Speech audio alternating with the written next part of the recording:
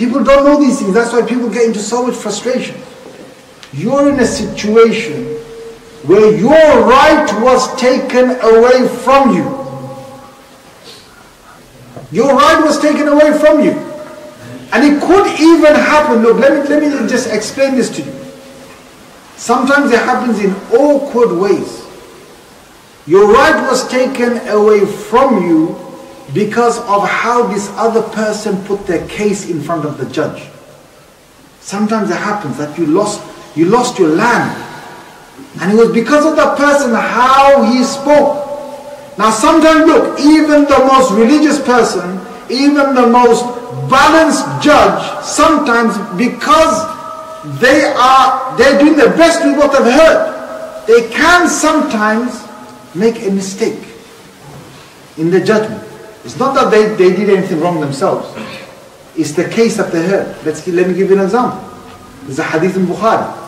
Two men came to the Prophet ﷺ. Both men claimed the same piece of land. It's a hadith in Bukhari. It's a sahih hadith.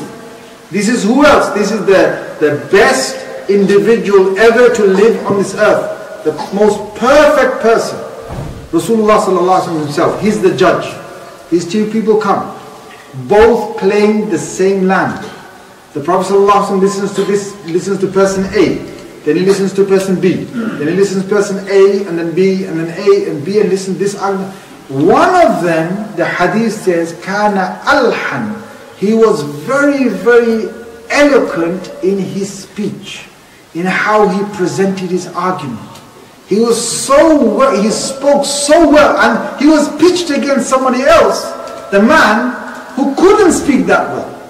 Who couldn't, like sometimes you fumble, you're right, when you fumble, you don't get the words right, you don't know how to counteract the other person's arguments, and you don't know how to present your arguments in a coherent way, and you kind of seem like, you're not all there, but the other person presented his argument wonderfully, and he said all the right things, and the Prophet ﷺ listened and listened, and in the end, he said the person who spoke so well and gave his, all his arguments, all his dalail and all his evidence for this land properly, he said, it's your land. And both of them started to walk off. And Jibreel alayhi salam came. And he said to the Messenger of Allah sallallahu alaihi wasallam something. And the Prophet sallallahu alaihi wasallam then said a hadith as well. He said sometimes, he said, I am just making a judgment here. Innama aqdi. I'm making a judgment here. And I'm going to make the judgment nahwa ma asma' minkum. He said, I'm going to make the judgment based upon what I've heard from you. But if one of you has taken the wrong piece of land, wrong thing that is not theirs, then there's going to be this punishment for them. The Prophet also made that statement and he left it there. Meaning that the person who was so eloquent in their speech, sometimes they can influence the situation and take things towards their way. Now,